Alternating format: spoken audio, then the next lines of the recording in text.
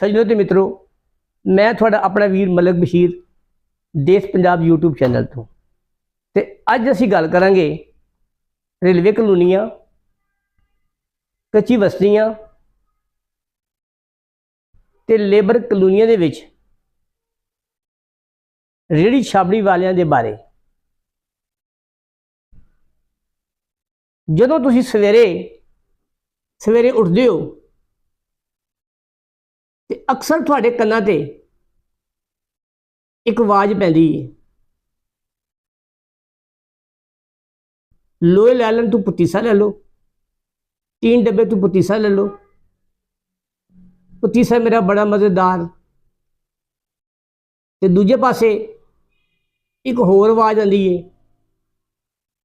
चल वे तेरी भी बन जावे, आलू ले लो, गोभी ले लो, टमाटर ले लो, चल नहीं प्याज ले लो, चल तू ना बना। ये आवाज़ खत्म होंदे ही एक होर आवाज़ कन्नै ते आ जांदी है, टुटे भज्जे मोबाइल बेच लो, पुराने लहंगे बेच लो, दुपट्टे बेच लो। ये आवाज़ हाली आ ही रही होंदी है ते इसे आवाज़ दे विच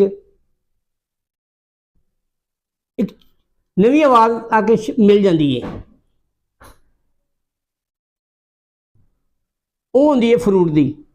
किन्नू ले लो, केले ले लो, सेब ले लो। असल दे विच ये साडे इन्हां आबाजियां दा हुसन है।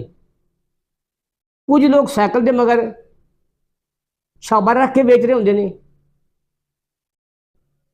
कुछ लोगों ने फट्टे वाले रक्शे बनाए होंदे ने